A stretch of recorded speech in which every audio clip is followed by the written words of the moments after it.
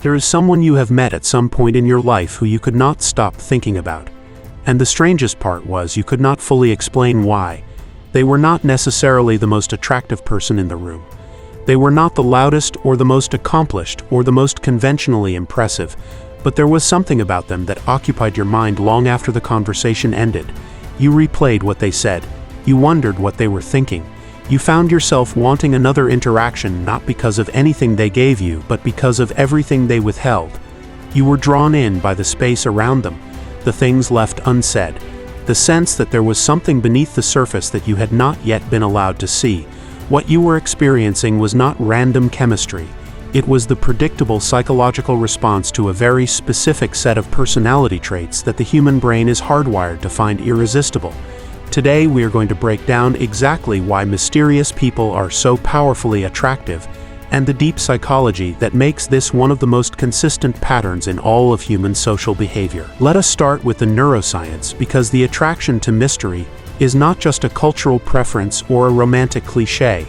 It is a deeply wired cognitive response rooted in how your brain processes incomplete information. Psychologist George Lowenstein at Carnegie Mellon developed what he called the information gap theory of curiosity, which describes curiosity as the uncomfortable sensation created when your brain perceives a gap between what it currently knows and what it wants to know. And here is the critical part. That discomfort is not neutral. It is motivating. Your brain experiences an information gap the same way it experiences an itch. The discomfort itself generates a compulsive drive to resolve it. Now apply this to a person. When someone reveals everything about themselves immediately, their opinions, their feelings, their history, their insecurities, their plans, there is no information gap. The brain registers them as a closed file, processed, understood, cataloged, and moves on. But when someone reveals just enough to be interesting and then holds back something, the brain cannot let it go. It keeps returning to the open file, keeps generating theories, keeps finding reasons to re-engage. The mysterious person is not just interesting to you. They are neurologically unfinished business, and your brain does not like leaving things unfinished. Now let us layer in the psychology of scarcity, because this is where the attraction to mysterious personalities becomes almost economically predictable. Scarcity is one of the most powerful drivers of perceived value in human psychology, and it operates across every domain of life from consumer behavior to romantic attraction with remarkable consistency. Robert Cialdini, in his foundational research on influence, identified scarcity as one of the core principles that reliably shapes human desire. We want more of the things we perceive as rare and available to fewer people. We assign greater value to what is harder to access, and we experience something close to urgency around things we fear we might not be able to have. A mysterious person triggers this scarcity psychology constantly and naturally. Because their inner world feels genuinely difficult to access, you sense that most people do not get the real version of them, that what lies beneath the surface is not handed out freely, and that perception of selective access makes your brain treat them the way it treats any scarce resource, with heightened attention, with increased motivation to pursue, with an elevated sense of their value simply because they are not easily obtained. The person who shares everything with everyone becomes abundant in your mind, and abundance is psychologically ordinary. The person who shares little and selectively becomes rare, and rarity is psychologically magnetic. Here is something that might challenge what you thought you knew about what makes a person attractive in social and romantic contexts. Predictability is one of the fastest destroyers of fascination. When you can fully anticipate how someone will respond in every situation, when their reactions are always exactly what you expect, when there is never a moment where they surprise you, your brain begins to process them as background. Familiar, understood, safe in the most boring sense of the word. The brain's reward system is activated by novelty and unpredictability, far more powerfully than by consistency, and mysterious people generate this neurological reward through what psychologists call emotional unpredictability. Not instability, not hot and cold manipulation, but a genuine quality of being slightly difficult to fully read. They do not always react the way you expected. Their emotional responses have depth and layers that reveal themselves slowly over time. They can be warm and engaging in one moment, and then retreat into a thoughtful quiet the next without explanation or apology. And this keeps your brain in a state of active engagement rather than passive assumption. You cannot coast in your understanding of them. You have to stay present, stay curious, stay attentive. And that sustained active attention is itself experienced as a form of attraction that most people mistake for something more mysterious than it actually is. One of the most immediately observable traits of genuinely mysterious people is how they use language, or more accurately, how carefully they choose not to use it. In a world where the social norm has become constant verbal output, where people fill every silence with words, where oversharing has become so culturally normalized that restraint reads as unusual, the person who speaks selectively and with precision stands out in a way that is almost impossible to ignore.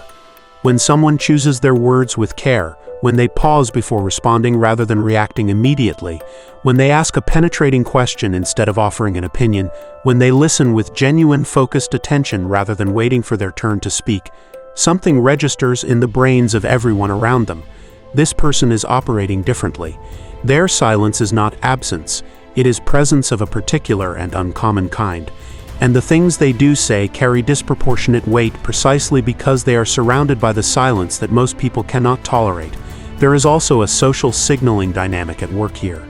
Someone who does not need to fill space with words is communicating implicitly that they are not seeking your approval. They are not performing. They are not trying to hold your interest through volume, and that absence of need is itself one of the most attractive signals one person can send to another. Here is the distinction that separates genuine mystery from performed mystery, and it is a distinction that matters enormously because one of them is sustainable, and one of them always collapses.